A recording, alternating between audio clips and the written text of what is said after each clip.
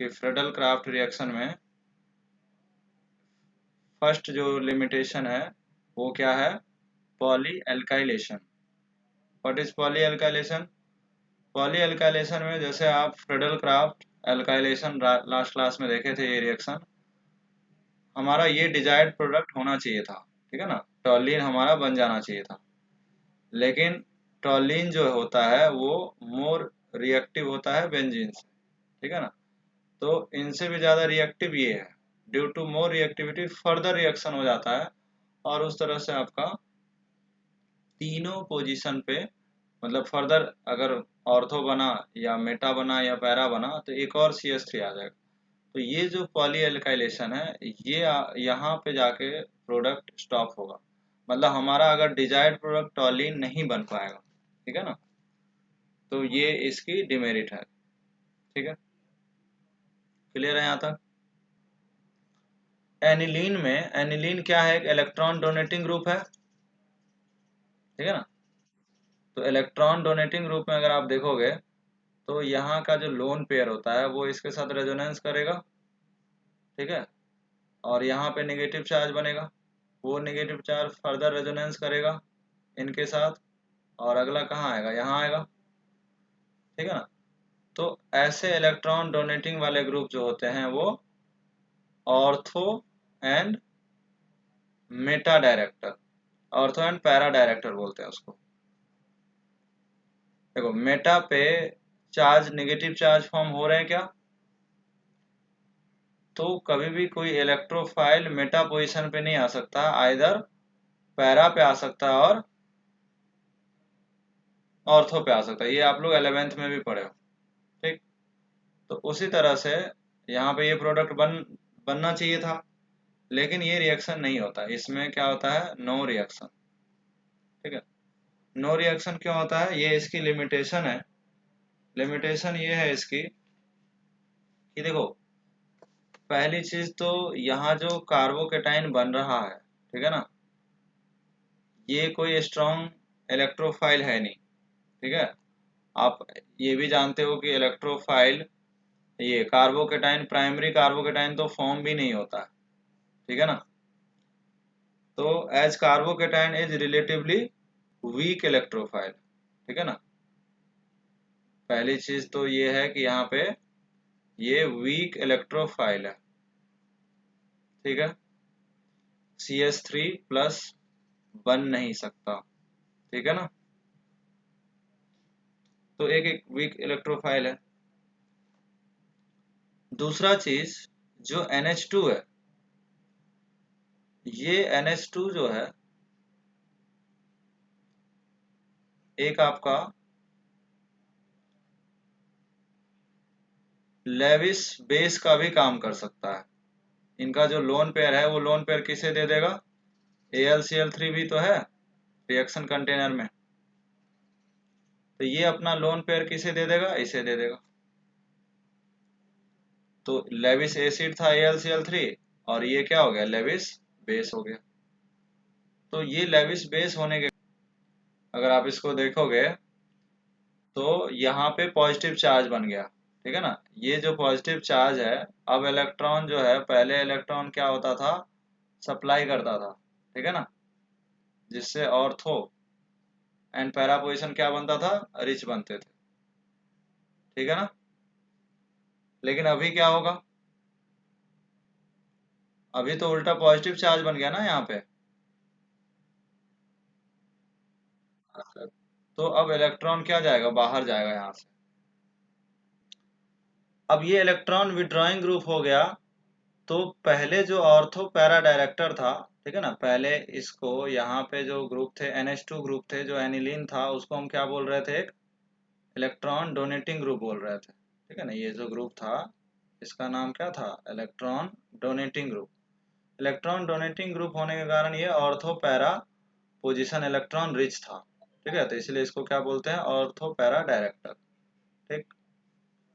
लेकिन अब ये इलेक्ट्रॉन डोनेट से ये रिंग पे पहले इलेक्ट्रॉन जा रहा था, इसलिए बोलते हैं इसको कि यहाँ पे रिंग क्या हो रहा था, ये एक्टिवेट हो रहा था, ठीक है, रिंग एक्टिवेटेड था और हाईली एक्टिवेटेड था, ठीक है ना, हाईली एक्टिवेटेड था। क्यों? चूंकि आपको पता है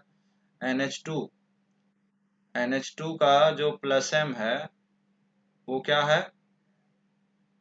तो पॉइंट इज दैट कि जो ये NH2 है, NH2 का जो प्लस एम है होता है, plus M of NH2 is very powerful. ठीक है, NH2 का जो प्लस एम है वो बहुत ज्यादा है।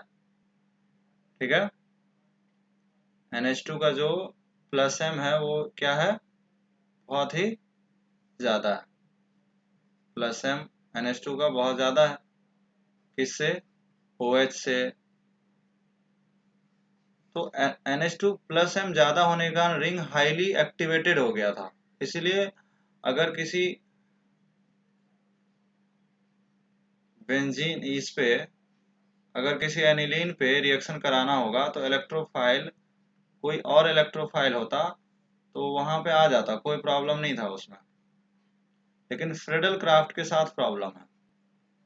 ठीक है ना, यहाँ पे फ्रेडल क्राफ्ट के साथ प्रॉब्लम है। ठीक है, फ्रेडल क्राफ्ट के साथ इसमें प्रॉब्लम है। क्यों प्रॉब्लम है? क्योंकि फ्रेडल क्राफ्ट के साथ क्या है, AlCl3 है। तो ये electron donating group become electron withdrawing group. Clear है? तो इस कारण से ये फ्रेडल क्राफ्ट रिएक्शन नहीं देता। अब सवाल ये उठता है कि एनिलीन के साथ नहीं देता, लेकिन फिनॉल के साथ ये रिएक्शन हो जाता है। ठीक है ना, फिनॉल के साथ रिएक्शन हो जाता है। ठीक है, दूसरी बात,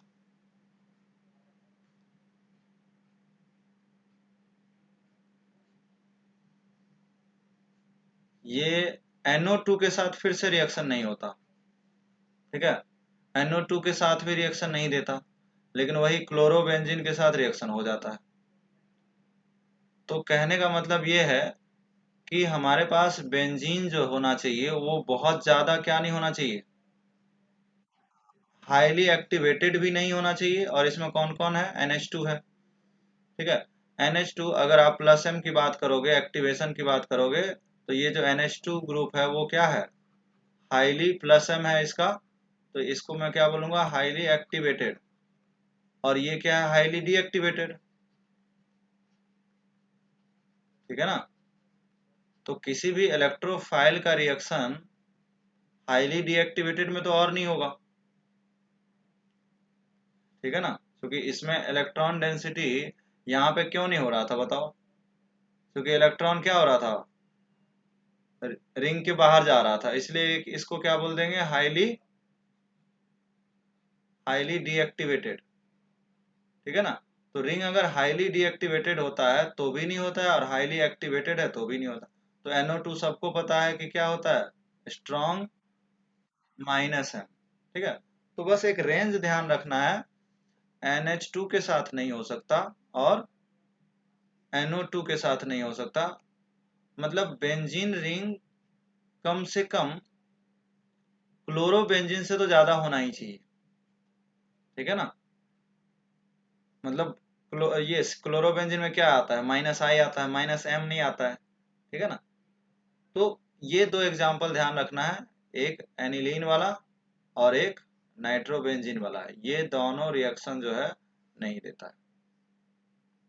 ठीक है, यहाँ पे Cl भी क्या है, डीएक्टिवेटिंग ग्रुप है। ठीक है ना, Cl भी जो है वो आपका क्या है, इलेक्ट्रॉन Cl में क्या होता है, -I इफेक्ट होता है। तो Cl तक होना चाहिए। ठीक है ना, लेकिन NO2 नहीं चलेगा। ठीक है, तो जो भी सब्स्टिट्यूएंट बेंजीन रिंग पे होना चाहिए, देखो बेंजीन तो देता ही है। ठीक है, एनिलीन नहीं देता लेकिन फिनॉल दे देता। ठीक है, तो substituent already attach should not be more deactivating than chlorine. मतलब बहुत ज्यादा डीएक्टिवेटिंग नहीं होना चाहिए और बहुत ज्यादा एक्टिवेटिंग नहीं होना चाहिए। इस दोनों केस में ये रिएक्शन नहीं देता। और ये दोनों इसके बहुत फेमस एग्जांपल है, एक एनिलीन और एक नाइट्रोबेंजीन। इसके बीच के रेंज का हर कोई दे सकता है। ठीक है ना, इसके रेंज के हर कोई दे सकता है। ठीक है, क्योंकि NH2 आपको भी पता है, NH2 से ज्यादा प्लस एम किसी और ग्रुप का हो नहीं सकता, NH2 तो सबसे हाईएस्ट है। ठीक है, तो NH2 के बाद जितने प्लस एम ग्रुप वाले हैं, OH हो गया, OR हो गया, ठीक है, वो सारे देंगे। ठीक है, टॉलिन दे देंगे, कोई भी ग्रुप दे सकता है, लेकिन बहुत ज्यादा डीएक्टिवेटिंग नहीं होना चाहिए, लाइक NO2 माइनस है। ठीक है, यहाँ पे ये एक इलेक्ट्रॉन डोनेटिंग ग्रुप है। OH जो ग्रुप है आपका, वो क्या है, एक इलेक्ट्रॉन डोनेटिंग ग्रुप है। ठीक है, तो यहाँ पे जो भी इलेक्ट्रॉन डोनेटिंग ग्रुप होगा, लोन पेयर जिस जिस पे होगा, लेट्स से NH2 हो गया या फिर OR हो गया, ठीक है, या इनफैक्ट कोई अल्काइल ग्रुप हो गया जिसमें रेजोनेंस तो नहीं लेकिन हाइपर कंजुगेशन तो होता है ना, तो ऐसे कोई भी ग्रुप हो गए जिनके पास यहाँ पे लोन पेयर होगा, वो सारे ग्रुप यहाँ पे रेजोनेंस कर सकते हैं और उसके corresponding ortho and para position आपके क्या बन रहे हैं, इलेक्ट्रॉन रिच हो रहे हैं। ठीक है ना, इलेक्ट्रॉन रिच हो रहा है। ठीक है, मेटा पोजीशन पे आप देखो पॉजिटिव चार्ज आया ही नहीं है। ठीक है, तो ऐसे क्वेश्चन में हमारे पास जब किसी इलेक्ट्रोफाइल से ट्रीट करेंगे तो हमारे पास दो पॉसिबल प्रोडक्ट बनेंगे किसी इलेक्ट्रोफाइल, क्योंकि हमारा रिएक्शन क्या है, इलेक्ट्रोफिलिक एरोमेटिक सब्स्टिट्यूशन, मतलब इलेक्ट्रोफाइल का रिएक्शन हो रहा है। तो या तो जो भी इलेक्ट्रॉन डोनेटिंग ग्रुप होगा, मैं सीधा EDG लिखता हूँ, या तो उसमें, ठीक है ना, ये जो सारे ग्रुप है हमारा क्या है, इलेक्ट्रॉन डोनेटिंग ग्रुप, इसके करस्पॉन्डिंग हमारे पास या तो एक ऑर्थो सब्स्टिट्यूटेड प्रोडक्ट मिलेगा या दूसरा क्या मिलेगा, पैरा सब्स्टिट्यूटेड। अच्छा, can you suggest me which one is major product, इन दोनों में मेजर प्रोडक्ट कौन सा होगा।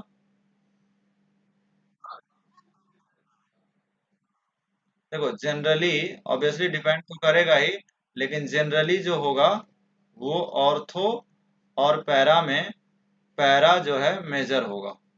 ठीक है ना, जनरली है लेकिन ये, ठीक है ना, ये जनरली है, हमेशा नहीं है। ठीक है, ज्यादातर में मेजर जो होता है पैरा ही होता है, लेकिन जहां ऑर्थो होगा उस पे हम लोग आएंगे। ठीक है, ये बात समझ में आ गई। ठीक है, तो ये पहला केस लिया था जब सब्स्टिट्यूशन क्या है, इलेक्ट्रॉन डोनेटिंग ग्रुप का है, बेंजीन से क्या लगा हुआ है, इलेक्ट्रॉन डोनेटिंग ग्रुप। क्लियर है। मैं दूसरा ले रहा हूं जब सब्स्टिट्यूशन किसका हो, किसी बेंजीन से इलेक्ट्रॉन विड्रॉइंग ग्रुप हो। ठीक है, ठीक है, ये नाइट्रोजन आपका, इस नाइट्रोजन पे तो रिएक्शन हुआ ही नहीं। ठीक है ना, यहाँ पे आपका एज इट इज ओपे माइनस। ठीक है, अब मुझे बताओ, इन सभी स्ट्रक्चर में अगर किसी इलेक्ट्रोफाइल को आना होगा, ठीक है ना, अगर मुझे इसकी रिएक्शन करानी है, तो कौन सा पोजीशन इलेक्ट्रॉन रिच है, ऑर्थो पैरा तो, ऑर्थो पैरा पे तो पॉजिटिव चार्ज है, आप देख सकते हो। ठीक है, ऑर्थो पे पॉजिटिव चार्ज है और पैरा पे भी क्या है, पॉजिटिव चार्ज है। तो ये किस पे आ सकता है, मेटा पे आ सकता है। ठीक है ना, तो ये वाला जो इसके जो प्रोडक्ट होंगे, ठीक है ना, वो कहाँ आ जाएंगे, मेटा पे हो जाएंगे। तो इसीलिए इसको बोलते हैं मेटा डायरेक्टर। ठीक है ना, और ऊपर वाले को क्या बोलते हैं, ऊपर वाले को क्या बोलेंगे, हाँ मतलब ऑर्थो पैरा दोनों जगह आ सकता है, तो ये वाला हो जाएगा ऑर्थो पैरा डायरेक्टर। ठीक है, तो बहुत आसान सा है, इसमें कुछ भी नहीं है। ठीक है, ये दो केस लिए। ठीक है, थर्ड केस बहुत इंपॉर्टेंट है, वो ध्यान रखना, मैं इसका रीजन भी बताऊंगा, बट अभी बस केस ध्यान रख लो कि थर्ड केस क्या है। थर्ड केस आप let's say special case, special case, पहला था डोनेटिंग वाला, दूसरा था विड्रॉइंग वाला, तीसरे में ऐसे ग्रुप हैं जो हालांकि है विड्रॉइंग बट फिर भी ऑर्थो पैरा डायरेक्टर है। इलेक्ट्रॉन विड्रॉइंग ग्रुप है, जैसे हेलोजन विड्रॉइंग है, NO ग्रुप लगा हो वो भी विड्रॉइंग है, या फिर CH डबल बॉन्ड CH इस तरह से कोई ग्रुप लगा हो, H R, या फिर यहाँ पे OH आ जाए, ठीक है ना, या OR आ जाए, ठीक है। इस तरह से कोई भी ग्रुप आ सकता है। इवन किसी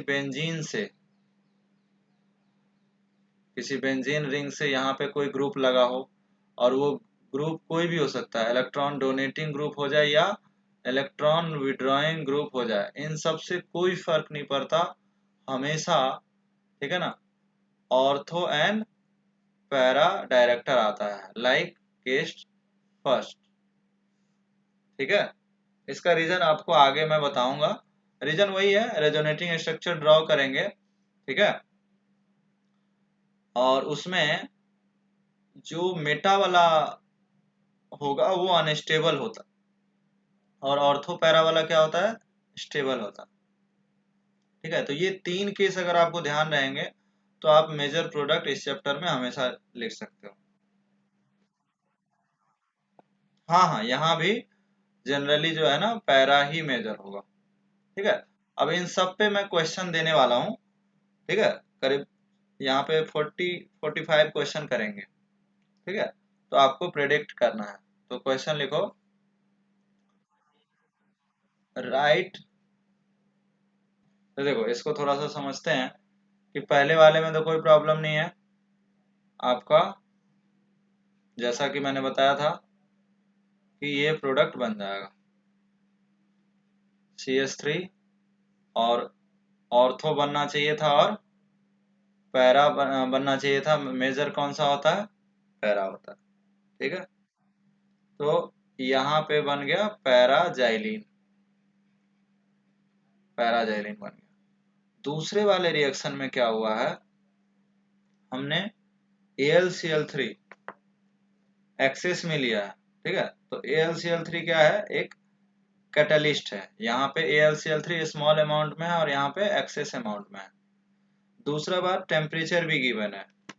तो इस केस में it is found to be metaxylene. In this case metaxylene, देखो मेटा का तो बिल्कुल चांस भी नहीं था, बट मेटाजाइलिन क्या है इसमें, मेजर प्रोडक्ट। मेटाजाइलिन इसमें मेजर प्रोडक्ट। देखो इसको हम लोग ऐसा भी समझ सकते थे कि ये जो मेटाजाइलिन है इसको हम TCP बोल सकते थे, और ये पैराजाइलिन है इसको हम लोग क्या बोल सकते थे, KCP बोल सकते थे, ठीक है ना। तो ये जो पैराजाइलिन है ये आपका फास्ट बना, ठीक है। मैं यहाँ पे एक स्टेटमेंट लिखता हूँ, तो वही चीज मैं यहाँ पे आपको समझाने की कोशिश कर रहा हूँ कि जो मेटाजाइलिन है, ठीक है, हाई टेम्परेचर पे TCP पे उसका मेजर प्रोडक्ट होता है। और रीजन आपके सामने है कि इसमें जो नेगेटिव चार्ज बना है वो CH3 के पास नहीं गया, ठीक है ना। ये जो नेगेटिव चार्ज है इसमें देखो, ये जो नेगेटिव चार्ज बना है वो अगली बार कहाँ आ गया, इस CH3 के पास आ गया। इस CH3 का प्लस आई लगेगा, और ये जो बनने वाला कार्बन आयन है वो हाईली अनस्टेबल बन गया, ठीक है। One of the RS is highly unstable, right. और इसमें ऐसा कोई भी नहीं है जो हाईली अनस्टेबल है, ठीक है। तो मेटाजाइलिन जो होता है वो मेजर प्रोडक्ट होता है, और ये हाई टेम्परेचर पे, लास्ट स्लाइड में दिखाया था मैं कि हाई टेम्परेचर पे ये प्रोडक्ट बना था। अदरवाइज ये इंपॉर्टेंट इसलिए है, अब देखो मेटा का तो बनने का चांस ही नहीं था ना, या तो क्या बनता, अगर कोई CH3 है यहाँ पे तो या तो ऑर्थो पे आता या फिर मेटा पे आता, ये पैरा पे आता। मेटा पे कैसे आ गया, भाई ये इलेक्ट्रॉन डोनेटिंग ग्रुप है। इलेक्ट्रॉन डोनेटिंग ग्रुप में या तो ऑर्थो बनना चाहिए या पैरा बनना चाहिए, ठीक है ना। पैरा तो बना, ऑर्थो ना बन के क्या बन गया, मेटा बन गया। और वो कब बना, वो नॉर्मल टेम्परेचर पे नहीं बना है, ठीक है ना। थर्मोडाइनमिकली कंट्रोल्ड प्रोडक्ट में मेटाजाइलिन ज्यादा स्टेबल होता है, ये आपको ध्यान रखनी है, ठीक है। हाँ बोलो।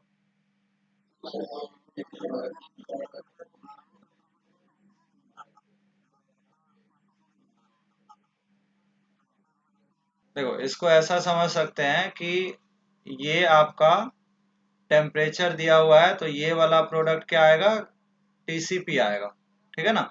तो मैंने बताया कि टीसीपी पे कौन सा बनता है, मेटाजाइलिन, ठीक है। अभी इतना बताने का यही मतलब था कि मेटाजाइलिन बनता है। तो भाई इसका लिखना तो बड़ा आसान है। पहले ये प्रोडक्ट बना होगा, ठीक है। पहले मोनो अल्काइलेशन हुआ, अब उसके बाद मेटा बनेगा तो ये बन जाएगा, और फर्दर एक्सेस है तो दूसरे मेटा पे भी आ जाएगा। बट इसमें जैसे ही ये बना होगा, ठीक है ना, ये जैसे ही बना, अब उसके बाद यहाँ पे टेम्परेचर नहीं है, मतलब ये जो प्रोडक्ट देगा वो क्या क्या देगा, केसीपी, ठीक है ना। यहाँ किससे डिसाइड होगा, केसीपी से। अब केसीपी में मेटा तो नहीं बनता, तो आपने देखा था कि केसीपी में दूसरा प्रोडक्ट यहाँ आया था, ठीक है। अब तीसरा CH3 कहाँ आएगा, काइनेटिक्स से डिसाइड होना है अब। तो तीसरा डिसाइड, अब किसी भी मिथाइल के अकॉर्डिंग आपको पता है कि मिथाइल क्या होता है, इलेक्ट्रॉन डोनेटिंग ग्रुप, ठीक है ना। ये एक काइनेटिक्स से डिसाइड हो रहा है और ये टेम्परेचर से डिसाइड हो रहा है। तो इसमें इसके कौन से पोजीशन पे आएगा, अगर मान के चलो, देखो दोनों तो सेम है, दोनों सिमेट्रिकल ही है। अगर मान लेते हैं कि हमें इस CH3 से डिसाइड करना है, तो ये CH3 क्या होता है, ऑर्थो पैरा डायरेक्टर। पैरा तो ऑलरेडी ऑक्युपाइड है, तो बचा क्या, ऑर्थो। भाई पैरा तो ऑक्युपाइड है ना, तो यहाँ पे क्या आ जाएगा, CH3। दोनों में डिफरेंस समझ आया, KCP और TCP। देखो इसमें है, सबसे पहले आपको पता है कि क्या बनता है, यहाँ पे इलेक्ट्रोफाइल बनते हैं ना। तो हम लोग इसमें ऐसा समझ सकते हैं कि यहाँ पे CH2 है, ये Cl है, और ये दो Cl लगे हुए हैं। ये AlCl3 के साथ रिएक्शन करेगा, इनसे ये क्या बन जाता था, due to loss of AlCl4 minus क्या बन जाएगा, CH2Cl प्लस, ठीक है। ये बन गया। ये इलेक्ट्रोफाइल कहाँ आ जाएगा, इस बेंजीन पे लग जाएगा, CH2Cl। अब चूंकि एक्सेस है, तो फिर से AlCl3 के साथ कार्बोकेटाइन बना लेगा, ये कार्बोकेटाइन बनेगा। अब ये कार्बोकेटाइन बेंजीन पे फिर से लग सकता है, बोलो। ये कार्बोकेटाइन बेंजीन से फिर से लग सकता है, समझ आया ये। नेक्स्ट में क्या बनेगा, नेक्स्ट में फिर से ये एसाइलेशन वाला पार्ट है, ठीक है ना। तो सबसे पहले हमारे पास कार्बोकेटाइन क्या बनेगा, ये कार्बोकेटाइन फॉर्म हो जाएगा, ClCO पॉजिटिव चार्ज, ठीक है। ये एसाइलेशन रिएक्शन से यहाँ पे क्या आ जाएगा, बेंजीन रिंग। लेकिन चूंकि एक्सेस में है, ठीक है, तो फर्दर ये रिएक्शन किससे कर सकता है, Cl3 के साथ फिर से क्या बना देगा,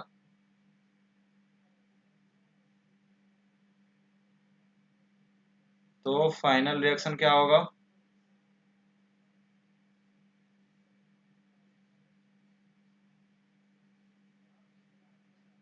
इस तरह से प्रोडक्ट बन जाएंगे। कोई डाउट है इस दोनों क्वेश्चन में?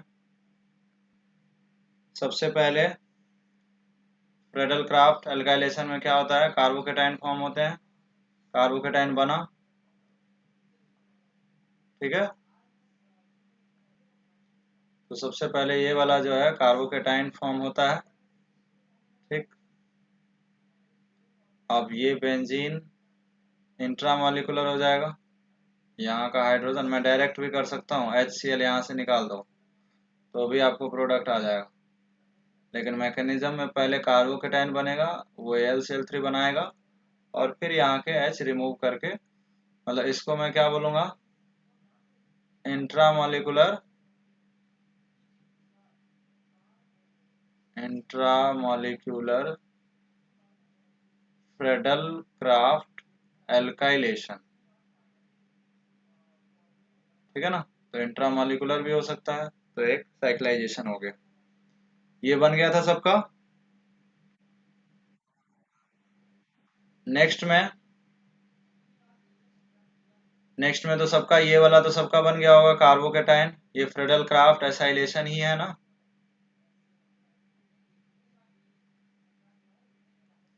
ये क्या है, फ्रेडल क्राफ्ट एसाइलेशन, ये बना। अब इसके बाद क्या होता है, बनना चाहिए था ये, बनने के बाद ये डायरेक्ट वहां नहीं लगेगा, बेंजीन से सब्स्टिट्यूट नहीं होगा। रीजन ये है कि ये बनने वाला जो कार्बोकेटाइन है बहुत ज़्यादा स्टेबल है, 9 अल्फा है, जानते ही हो। ये कार्बोकेटाइन इतना ज़्यादा स्टेबल है कि ये बेंजाइल कार्बोकेटाइन से भी ज़्यादा स्टेबल होता है, ठीक है ना। ये कार्बोकेटाइन आपको पता ही है कि इनसे भी ज़्यादा स्टेबल ये कार्बोकेटाइन होता है, ठीक है। तो यहाँ से CO, यहाँ से क्या निकलता है, CO गैस बाहर निकल जाता है और ये कार्बोकेटाइन बनता है। तो क्या आएगा प्रोडक्ट, इसके जो प्रोडक्ट आएंगे वो कुछ ऐसे आ जाएंगे,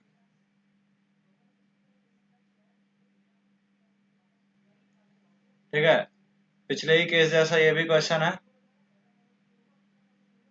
इसमें भी सबसे पहले कार्बोकेटाइन क्या बन जाएंगे,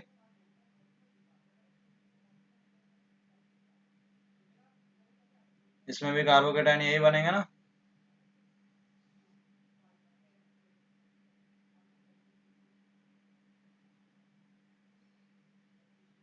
वो जो कार्बोकेटाइन बना,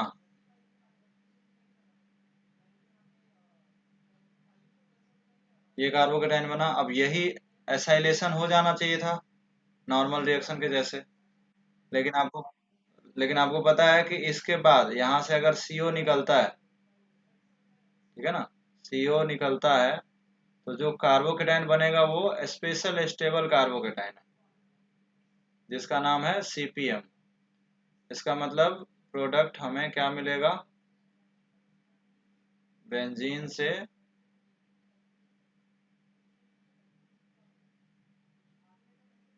ठीक है। कोई डाउट इसमें? नेक्स्ट भी वही है, AlCl3 कार्बोकेटाइन बनाया, ये बना, ठीक है। अब बताओ इसमें भी क्या वही सेम प्रोडक्ट बनेगा, क्या इस बार भी CO निकलेगा? इस बार CO नहीं, CO2 निकलता है और प्रोडक्ट जो बनता है वो कुछ इस टाइप का बन सकता है,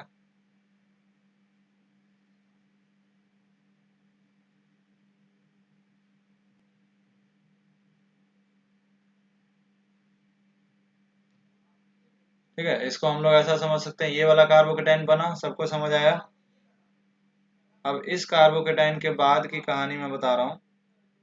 कार्बोकेटाइन है, ठीक है ना, यहाँ से 3 pH था, ठीक है ना, मैं तीनों pH को लिखता हूँ। यहाँ तक किसी को कोई डाउट तो नहीं है ना? ये कार्बोकेटाइन इससे बन गया होगा। अब ये कार्बोकेटाइन रेजोनेंस भी कर सकता है ना? मैं इसके रेजोनेटिंग स्ट्रक्चर ड्रॉ करूंगा तो कैसा ड्रॉ करूंगा? P H C double bond, ये पी एच, यहाँ से ये वाला रिंग, पॉजिटिव चार्ज, बोलो ये बनेगा। अगला रेजोनेटिंग स्ट्रक्चर क्या बनेगा? फिर से ये यहाँ आ सकता है।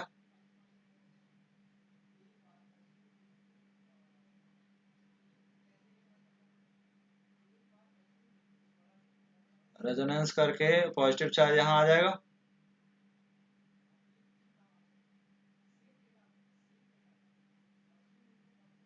ठीक है, यहाँ तक समझ आया?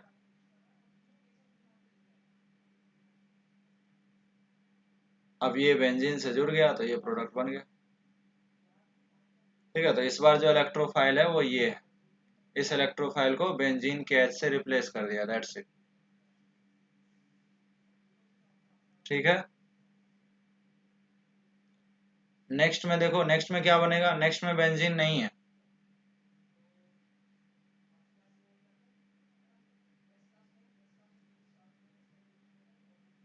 नेक्स्ट में बेंजीन नहीं है,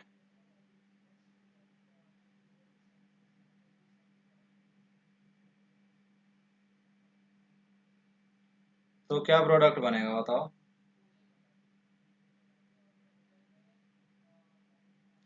देखो फर्दर जो ये वाला जो कार्बोकेटाइन था, ठीक है, ये वाला जो कार्बोकेटाइन था इसमें, उसके ये भी यहाँ पे तो अटैक कर सकता है, तो इस तरह से एक रिंग फॉर्मेशन हो जाएगा। ठीक है, इस तरह से देख सकते हो कि यहाँ पे ये ये जो है ना इस पे अटैक कर देगा,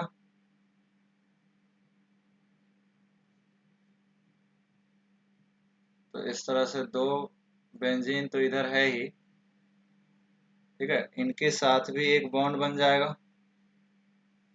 CO, और ये यहाँ पे, तो इस टाइप का प्रोडक्ट इसमें दिखेगा। किसी को डाउट है इसमें? ये भी क्या है, इंट्रामॉलिक्यूलर हो गया, इंट्रामॉलिक्यूलर फ्रेडल क्राफ्ट असाइलेशन। ठीक है, कोई डाउट इसमें? इसी तरह से नेक्स्ट क्वेश्चन हम लोग कर सकते हैं, क्वेश्चन नंबर 12। एक बेंजीन के साथ अगर हमारे पास एक एसिटिक एनहाइड्राइड हो,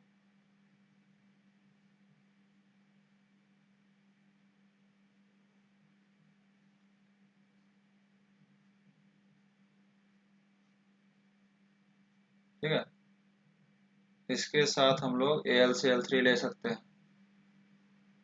ठीक है, इसका कॉमन नेम क्या है? Acetic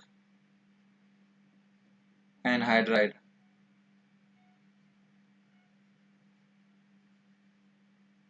acetic anhydride.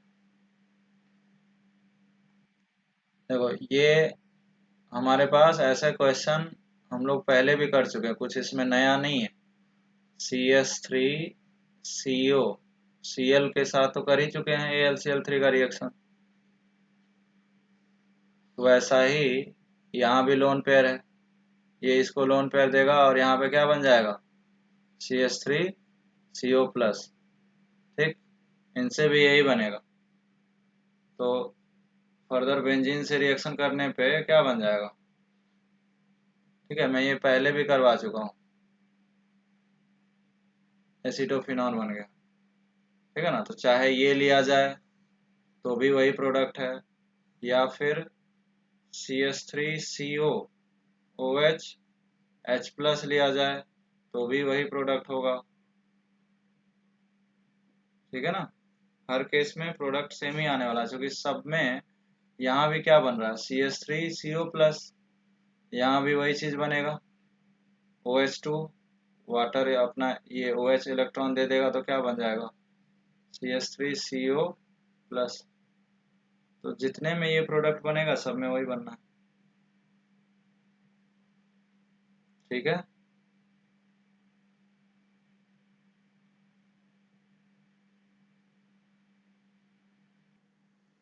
ठीक है। तो नेक्स्ट में आपका ये क्वेश्चन सक्सेनिक एनहाइड्राइड का है। ठीक है ना, सक्सेनिक एनहाइड्राइड में आप देख सकते हो, जब हम साइक्लिक वाला ले लेंगे, ठीक है ना, तो ए वाला जो ऑप्शन होगा वो बिल्कुल उसी के जैसे,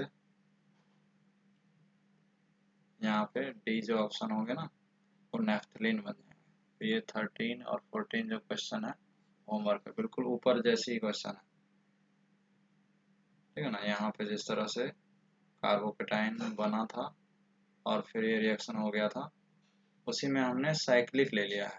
ठीक है, उसके बाद फर्दर H+ है, उसके बाद ये वाला स्टेप रिडक्शन है। ठीक है, और लास्ट वाला PDC का मतलब एरोमेटाइजेशन होता है। ठीक है, नेक्स्ट स्टेप में हम सेलेनियम और नेक्स्ट क्वेश्चन में सेलेनियम और हीट लिए भी एरोमेटाइजेशन होता है। ठीक है, तो यहाँ पे एंथ्रासीन, ये एंथ्रासीन है और यहाँ पे नेफ्थलीन बन जाएगा इस तरह से। ठीक है, तो ये क्वेश्चन खुद से ट्राई करेंगे, और भी मैं कुछ क्वेश्चन होमवर्क दे रहा हूँ। ठीक है, थैंक यू क्लास।